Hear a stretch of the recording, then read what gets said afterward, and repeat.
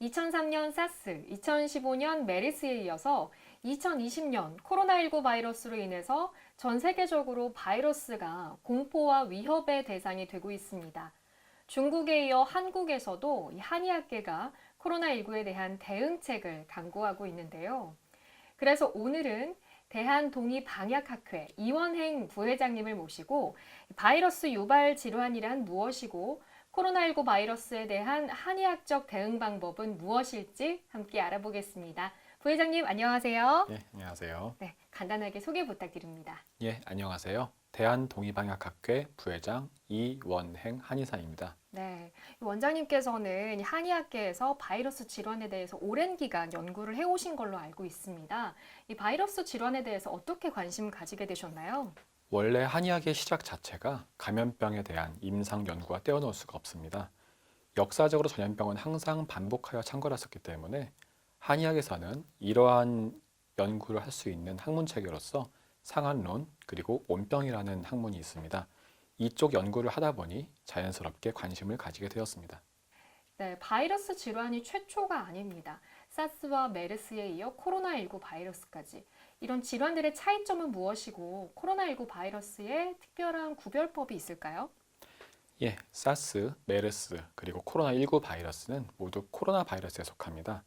코로나 바이러스란 스파이크 단백질을 전자현미경으로 보면 꼭 왕관처럼 보인다고 해서 붙여진 이름입니다. 이들은 모두 인수공통 감염 바이러스라고 해서 동물로부터 유래된 특성들을 가지고 있고요. 모두 호흡기 감염을 일으킵니다. 다만 유전자를 분석해 보면 코로나19는 2015년 우리나라에 유행했던 메르스보다는 2003년 중국에 유행했던 사스와 더 유사한 특성을 가지고 있는 것으로 알려져 있습니다. 코로나 바이러스는 표면에 스파이크 단백질이라는 인간 세포에 잘 달라붙도록 하는 구조를 가지고 있습니다. 최근의 연구를 보면 이 부분이 인체에 더 잘 달라붙게 진화돼서 감염력이 강한 것으로 생각되고 있습니다. WHO의 보고서에 보면 재생산율, 즉 한 사람이 걸리면 다른 사람에게 전파되는 것이 2명 혹은 2.5명 정도로서 다소 높은 것으로 알려져 있고요. 하지만 코로나19는 전파력이 강한 대신 10% 이상의 사망률을 기록했던 사스보다는 많이 낮은 사망률을 가진 것으로 조사되고 있습니다. 2월 28일 WHO에서 나온 보고서를 보면 55,924명의 확진자 중 2,114명이 사망하여 일반 사망률 3.8%를 기록하였으나 우한 내에서의 5.8%의 사망률과는 달리 중국의 다른 지역에서는 0.7%의 사망률을 기록하고 있습니다. 중국은 1월 23일부터 바이러스가 시작된 우한 지역을 봉쇄했기 때문에 코로나19는 관리만 잘 해준다면 독감 수준의 사망률 정도에서 관리가 될 수 있는 질환이 아닐까 여겨지고 있습니다. 네. 이 다른 바이러스에 비해서 전염력은 높지만 또 치사율은 낮아서 이런 특징이 있다는 말씀해 주셨는데요. 특별히 코로나가 좀 위험한 환자들이 있을까요? 예, 확진자의 80% 정도가 경증에서 중증도이지만 중병 및 사망 위험이 가장 높은 이들은 60세 이상의 고령자들, 그리고 고혈압, 당뇨병, 심혈관 질환, 만성호흡기 질환 및 암과 같은 기저질환을 가지고 있는 환자들입니다. WHO 보고서에서 보면 80세 이상 사망률이 21.9% 정도로 나와 있습니다. 매우 높습니다. 그렇다면 누가 쉽게 악화되는지 중국 연구를 보면은 나오는데요. 호중구 임파고 비율을 들고 있습니다. 코로나19 감염 시 대체로 호중구 숫자는 크게 감소하지 않지만 임파구 숫자가 감소하는 것으로 알려져 있습니다. 다시 말하면 임파구 숫자가 크게 감소할수록 위중한 환자가 될 수 있는 확률이 올라간다는 것이죠. 여기에 대해서 중국의 보고서들을 보면 한의학적인 치료 계획을 통해 임파구 숫자를 회복하고 중증으로 진행되는 것을 어느 정도는 막을 수 있는 것으로 나타나고 있습니다. 네. 이 코로나19 바이러스의 증상들은 또 어떤 것들이 있을까요? 예, WHO 보고서에서 2020년 2월 20일까지 55,924명의 확진자를 대상으로 조사하여 전형적인 증상들을 발표하였는데요. 발열, 마른 기침, 피로, 객담, 호흡곤란, 인후통, 두통, 근육통, 오한 등의 순서로 되어 있습니다. 평균 잠복기는 5에서 6일이고 대략 2주 안에 발병합니다. 사실 근데 코로나 바이러스가 감기를 일으키는 바이러스이기 때문에 감기 증상과 구별하기가 상당히 좀 곤란한 부분이 있습니다. 이 간단한 감기 증상이 있더라도 좀 의심을 해보시고 진료를 좀 우선적으로 받으시면 좋겠다 이런 생각이 드는데요. 중국에서 시작돼서 현재 많은 환자와 사망자가 발생을 했습니다. 그래서 중국에서는 양의학과 함께 한의학을 병행해서 치료를 하고 있는데 현재 어떤 식으로 좀 중국이 대응을 하고 있을까요?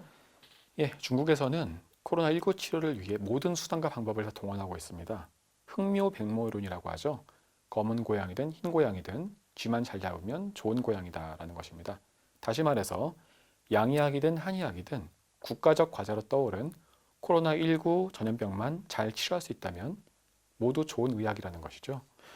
자료를 좀 보실게요. 이것은 중국에서 청패배독탕을 사용하여 치료한 코로나19로 인한 폐렴 환자 치료 보고서입니다. H 치료약인 켈리즈를 사용한 후 메스꺼움과 복통 설사를 하여 복용을 중지하고 다시 한약 처방인 청패배독탕을 투여하고 또다시 양약을 사용한 경우입니다.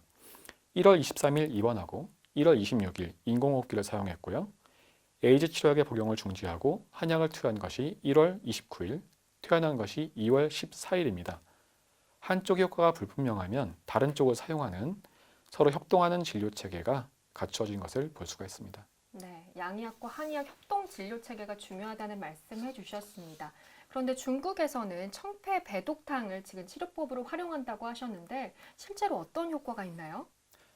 청패배독탕은 마황, 행인, 석고, 시호, 자완, 곽향 등 21가지 약재로 이루어진 한약 처방입니다. 이 처방을 사용하여 중국 쓰촨 지방에서 98명의 환자를 대상으로 연구한 자료가 있습니다. 여러 임상 증상들을 점수화하여 분석한 자료인데요. 이걸 보면 치료 후 3일, 6일, 9일째 진행되는 대로 여러 증상 점수가 줄어드는 것을 볼 수가 있습니다. 치료 9일째 총 유효율 92%, 완치율 41%라는 대단한 성적을 보이고 있는데요. 그래서인지 최근 중국에서는 아예 이 처방의 특집 방송을 내보내기도 했습니다. 네, 실제로 청패배독탕이 이렇게 효과가 많다는 게 지금 나오고 있는데요. 청패배독탕 치료를 병행하는 경우가 많은가요? 아니면 좀 한정적인가요? 위에 중국 기사를 보면은요. 중국 허베이성에서 전체 확진 환자 321명 중 303명이 한약 치료를 받았고 치료율은 97.1%였다고 합니다. 평균 입원 기간은 12.831로 조사되고요. 그리고 청패배독탕이 발표된 후 220명의 확진 환자가 복용하였고 이 중 144명이 퇴원했다고 합니다. 이렇게 보면 꽤 많은 활용을 하고 있는 것으로 보여집니다. 그래서 그런지 중국의 코로나19 진료 방안 최신판 7판에서는 확진 환자의 임상치료기 추천 처방으로서 청패배독탕을 가장 먼저 꺼내놓고 있습니다. 그렇군요. 이 청패배독탕을 양 한방 병행으로 한다고 했을 때 어떤 증상이나 어떤 단계에서 처방을 하면 좋을까요? 이 처방은 예방 목적으로 효과가 없다고 합니다. 중국에서도 확진자 단계에서 처방하고 있고요. 진료 방안을 보면 경증형, 보통형, 중증형 환자에게 폭넓게 적용할 수 있다고 하지만 대개 증상이 심하지 않은 확진 환자들에게 해열 목적으로 많이 활용한다고 합니다. 즉 다시 말하면 확진된 상태에서 발열을 중심으로 하는 여러 증상들이 있으면서 호흡곤란을 일으키지 않은 경우 활용할 수 있을 것 같습니다. 중국에서도 심한 증상의 환자들은 맞춤형 한약 처방을 활용합니다. 네, 청패배독탕은 경증 좀 확진자들에게 효과가 좋다라는 말씀해 주셨습니다. 청패배독탕을 사용하는 데 있어서 부작용이나 기타 좀 우한, 걱정거리가 좀 있을까요? 사실 그것이 가장 궁금했었습니다. 그래서 관련 논문이 나온 그 당일에 찾아서 분석해 보았는데요. 98례 환자 중 부작용 발생률이 0.07%로 나타났습니다. 부작용도 오심구토, 어지러움, 피부 발진 등 경미하게 나타났습니다. 다만 알레르기 체질, 임산부, 면역 기능 이상자 등은 배제한 연구 결과이기 때문에 위 환자들에 대해서는 주의하여서 사용해야 할 것으로 생각이 됩니다. 그리고 가장 중요한 것이 있어요. 뭐냐면 반드시 한약의 전문가인 한의사의 판단에 따라 사용해야 할 것, 이것이 제일 중요할 것 같습니다. 자, 그렇다면 청패배독탕을 코로나 환자들에게 빨리 투여를 해서 증상을 완화하는 게 필요하겠다는 생각이 듭니다. 현재 대구 코로나 환자들에게 청패배독탕을 투여하는 것을 대한한의사협회에서도 건의를 한 상황인데요. 한국에서도 이렇게 적용할 수 있는 방법이 있을까요? 재미있는 중국 동영상이 하나 있어요. 아예 체육관을 개조해서 만든 환자 수용시설에서 이 약을 대량으로 나눠주고 있는 것을 볼 수 있습니다. 이 청패배독탕의 특징으로 볼 때 호흡곤란을 일으킨 이후에는 인공호흡기 없이 약을 투여할 수는 없거든요. 그렇기 때문에 이 동영상에서 보이는 것처럼 입원하지 않고 자가격리 혹은 시설격리 되어 있는 확진 환자들의 치료용으로 활용할 수 있지 않을까 생각이 됩니다. 그렇군요. 이 전염병은 인류 역사 흐름에 있어서 큰 위협 요소로 자리 잡고 있습니다. 이에 맞서 한의학에서도 전염병 예방과 치료가 전통적으로 발전을 해왔다고 들었습니다. 이 사스 때나 메르스 때도 한의학 치료를 병행했다고 하는데요. 어떤 치료를 했는지 소개 좀 해주시죠. 한약이 사스를 예방하는 효과에 대해서는 많은 연구가 있습니다. 그런데 사스와 코로나19가 친척이긴 하지만 좀 다른 녀석이기 때문에 사스에 효과적이었다고 코로나19에까지 효과가 있을 거라는 보장은 없거든요. 하지만 예방 측면에서 보면 공통적으로 중국에서 소개되는 처방들이 있습니다. 바로 옥병풍산이라는 처방입니다. 3월 2일에 가장 큰 피해를 입었던 후베이성에서 나온 진료 방안입니다. 여기서 보면 예방 처방으로 옥병풍산을 활용한 처방을 제시하고 있습니다. 옥병풍산은 황기, 백줄, 방풍이라는 한약재를 활용한 처방으로서 한약 중에서는 에너지를 올려주는 보기제에 속하는 처방입니다. 그런데 굳이 이 처방이 아니더라도 우리나라에서는 한약의 전문가인 한의사들이 있기 때문에 증상과 체질에 맞게끔 한의원에서 처방받으시면 좋을 것 같습니다. 네. 어떤 바이러스 질환이라도 증상과 체질에 맞게 한의학 전문가에게 처방받는 것이 중요하다고 말씀해 주셨습니다. 네, 오늘은 우리 이원행 부회장님을 모시고 바이러스 유발 질환은 어떤 것들이 있고 코로나19 바이러스에 대한 한의학적 대응 방법에 대해서 함께 알아봤습니다. 원장님 오늘 좋은 말씀 고맙습니다. 예, 감사합니다.